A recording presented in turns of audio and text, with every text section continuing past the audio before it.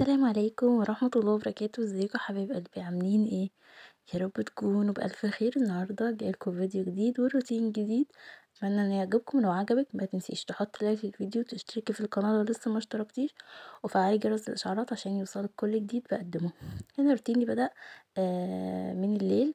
اول حاجة عملت السجادة، حطيت كده مية وحطيت فيها مسحوق وحطيت معطر، وعملتها كده على اسمها، يعني غسلتها على الناشف كده. كنت جايبة الفرشة دي، عبارة عن فرشة كده يعني خفيفة عن الفرش التانية اللي هي بتاع السجاد دي، وعملتها كده على الناشف.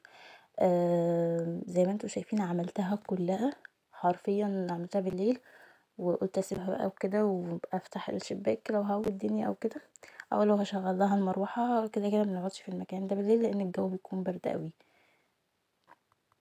لان الجو بيكون برد، فكده كده يعني مش هنقعد هنا. فقلت اعملها بقى من الليل وكده، لان سليم دلوقتي نومه اتغير، بننام مؤخر وبنصحى مؤخر. وانا كنت عايزه اعمل بصراحه السجاده، لان كان فيها اللي هي الحافظه قصدي، لان كان فيها زي بقع كده، وانا مبحبش اطول عليها بصراحه. عشان الحافظه دي مش بتدخل الغساله، فصعب عليا جدا ان انا اغسلها. انا اصلا جايباها عشان تحفظ السجاد اكتر، عشان ما اضطرش ان اغسله كل شويه لانه متعب. فنضفتها زي ما شفتوا كده، خليتها حرفيا زي الفل، مكانش فيها اي حاجه. وفعلا الطريقه دي حلوه جدا جدا، كانت طريقه منجزه وسريعه بصراحه. آه حافظه كمان، ما بت يعني عارفين البقع ما بتبقاش صعبه فيها، فاول باول كده بتطلع بسرعه. انا بصراحه عملتها، قلت عشان لو بقع ولو كمان من طبعا التراب والحاجات دي، فقلت اعملها بترجع كده لزهوتها وبيكون شكلها حلو قوي. هنا بقى دخلت على المطبخ، برضو ده كان بالليل، فاهمين؟ دخلت قلت هعمل توم، يعني افرزه كده. بس انا نسيت ان انا عندي مشكله اصلا في ايدي من التوم، ان انا يعني عندي ايدي بتتحسس منه. فانا حرفيا صباعتي في صباعين كده في ايدي وقفوا حرفيا، يعني هو كأن النار في ايدي من التوم، بس من تقشيره. آمم، وانا عشان ما بتعرضش، يعني انا مبعملش توم كتير، ف هتشوفوا دلوقتي عملت حبة كده. بس بصراحة حلو جدا. انا يعني ممكن ابقى اجيبه متقشر وافرزه انا، هو في طبعا متفرز في السوبر ماركت، بس يعني مش عارفة، ما يعني اصلا معرفش اقبل لو متقشر ده ولا لا. بس هو كان متفرز بصراحة حلو وسريع ومنجز معاكي. انا عملته آه بطريقة قناة كانت عاملاه بصراحة، وفعلا طلع حلو قوي. فهشوف بقى هيقعد برضو معايا قد ايه وكده، ولو الدنيا مشيت تمام وطلع كويس جدا، لان ده مش هحطه في الفريزر، ده هيتحط في التلاجة، هيتحفظ في التلاجة. فلو طلع تمام ان شاء الله ممكن اجيب بصراحة، يعني حبة كده متقشرين حلوين، لان هو بيتباع متقشر، فممكن اجيب وافرمه انا في البيت وكده. بس طبعا ان انا اقشره كده، فبصراحة لا، مش هعمل كده لان انا فعلا ايدي تعبت جدا. فالمهم بقى، بعد ما طبعا انا كنت ناويه افرزه في نفس اليوم اللي هو بالليل، بس طبعا ما قدرتش لان ايدي فعلا حرفيا انا مكنتش قادره احركها. معرفش ده اصلا سببه ايه، بس هو التوم في العموم بيعمل لي حساسيه في ايدي. ف ده كده كان تاني يوم بقى، ابتديت كده اروح على الرخامه، كان عليها حبه حاجات بصراحه عايزه تتشال.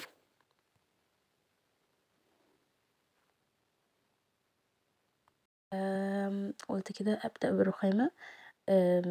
هنا حطيت في العلبة دي، العلب اللي هي الصاج القديمة اللي انا كنت بستخدمها للشاي والسكر، حطيت كده فيها دي كاكاو، وحطيت في العلبة دي اصلا بستخدمها في الشعرية او لسان العصفور. العلبة دي حلوة اوي وشكلها حلو اوي، هي المكرونات يعني.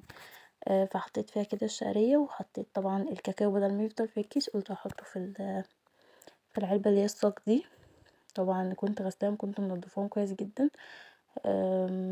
المهم هنا بقى جبت الكبة برضه عشان كنت غسلاها وارجعها مكانها، ف رجعتها كده برضه مكانها، وابتدي كده اني امسح الرخامة. لو ايدك في الحاجة اول باول بصراحة ما بتتراكمش، بس فعلا بيجي وقت بيكون صعب جدا عليكي، معرفش، بيكون في وقت كده اللي هو البني ادم مش عايز يعمل حاجة، مش عارفة، مش عايز يعمل اي حاجة، يعني كفاية انه بيعمل الاكل. فالمهم انا مسحت الرخامة لان كان جه عليها كاكاو كده. وجبت بقى الهاند بلندر. هوريكم حبة التوم اللي انا قشرتهم بالعافية دول يعني ما عملتش اكتر من كده، هما دول اللي انا يعني دوبك عملتهم، وفعلا ايدي كان خلاص عبارة عن نار في ايدي. المهم احط ملح وزيت، احط زيت عادي نباتي، ممكن انتي تحطي زيت زيتون براحتك، بس انا حطيت زيت عادي يعني. وهبتدي اضرب، وكل شويه احط برضو زيت لان الزيت ماده حافظه ليه، والملح بس الزيت طبعا اكتر لان احنا هنحفظه في التلاجة. انا بصراحه متعوده بحفظ البصل والحاجات دي بحفظها في الفريزر، بس هجرب انا ان احفظه في التلاجة اشوف الدنيا عامله ايه. المهم بيجي بالشكل ده عامل زي المعجون، وحطيت على حبه زيت من فوق، وقفلت العلبه. طبعا تكون علبه محكمه او برطمان محكم الغلق، وتشيليه بس في التلاجة. يفضل طبعا يكون برطمان ازاز، وتمليه لحد اخره وتقفليه زي علب الصلصه كده. بس انا زي ما بقولكم ما عملتش غير الحبه دول اصلا. المهم هنا بقى كنت حاطه كده الزيت والخل في العلب بتاعته. بس كانت السدادات بتاعته كانت عليها كده يعني مش عارفه زي دهون وكده، فعملتها وحطيت هنا الخل زي ما انتوا شايفين. بحط بالقمع ده الاول كنت بحط عادي، وبصراحه بيبهدل الدنيا، فالقمع طلع حلو قوي. هو طبعا زي ما قلت لكم القمع ده كان عندي بس خامته مش حلوه، يعني خامته الايدين بتاعته الاتنين اتكسروا، يعني القمعين الايدين اتكسرت من اول استخدام. على فكره انا كنت شايله لما الحاجات بتاعتي، جيت لما طلعتهم استخدمهم حلوين وكل حاجه، بستخدمهم في التوابل والحاجات اللي زي دي. بس يعني هم مش خامتهم بصراحه مش حلوه خالص، بس يعني بقول يقضوا الغرض، فاهمين قصدي. المهم هنا حطيت بقى الزيت والخل. الازازتين دول حلوين جدا جدا بصراحة، يعني بحبهم اوي. يعني بيحفظوا كده الحاجة وشكلهم حلو يعني في نفس الوقت. المهم هنا برضو مسحت الرخامة، لان برضو بيبقى عليها مثلا لو عليها زيت او خل او كده، فبمسحها كويس وبمسح الازاز نفسها عشان برضو لو واقع عليها اي حاجة.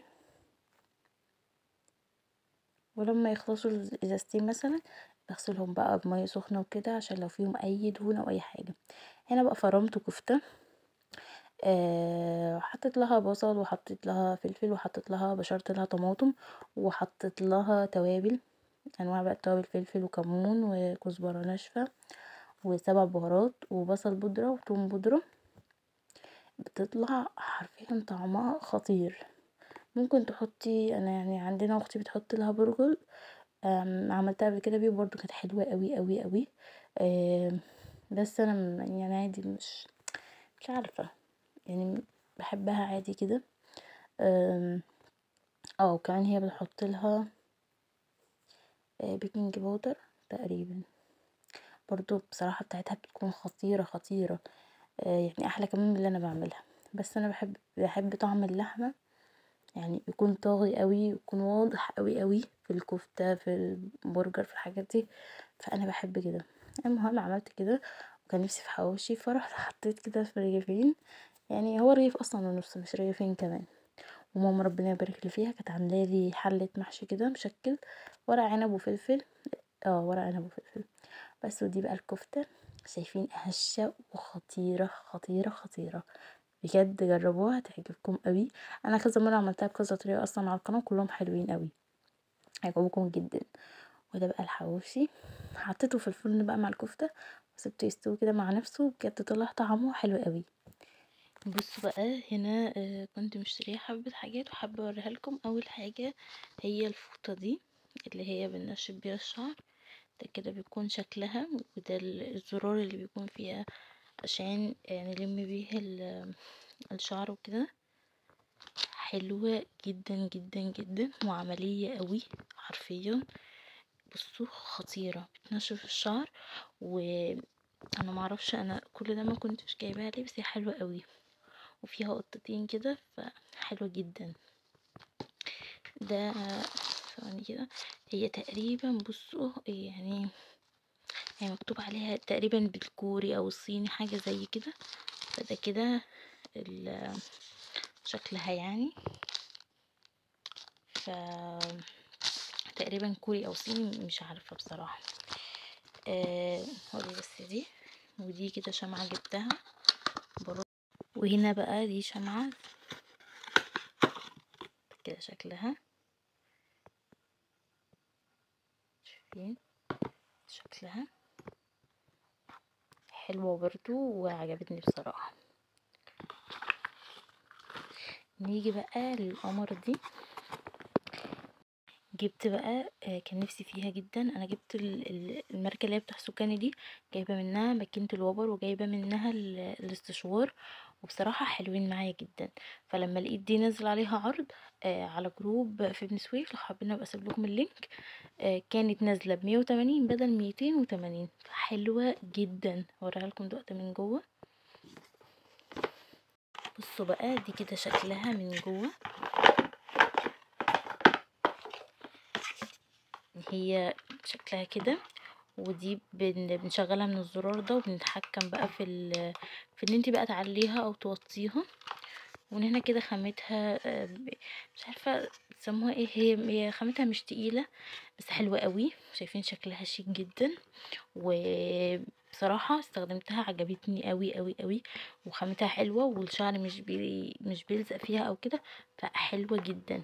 شايفين ده كده شكلها حلوه قوي. ايه بقى يعني، هي جايه في العلبه دي، كان تقريبا كان جاي معاها ضمان او حاجه زي كده تقريبا، بس مش عارفه هو فين، لان انا استخدمتها كذا مره بس حلوه قوي. فده كده اسمها سكاني، حلوه قوي قوي، جربوها بجد هتعجبكم جدا. كمان ان الحاجات دي بتبقى في منها ماركات كتيرة جدا، والحاجات دي بتكون غالية. فانتي لو عايزة حاجة تكون كويسة معاكي وخامتها حلوة وفي نفس الوقت ما تكونش غالية، بجد هاتي دي. سوكاني ماركة حلوة قوي، انا جربتها زي ما قلت لكم في ماكينة الوبر والاستشوار، حلوة قوي. وكمان المكوة دي او مش عارفة بتسموها ايه، الفرشة، حلوة جدا. جربوها هتعجبكم قوي. جايلي كمان انا كنت جايبه كمان ازازه برفان بس جالي معاها كادو او هديه مكعب المسك ده، تقريبا اسمه مكعب مسك، مسك. حلو جدا برضو. مش عارفه بصراحه ايه الاستخدامات، ممكن احطها في الهدوم، ممكن تستخدميه للجسم او كده، فحلو برضو، او ريحته حلوه جدا.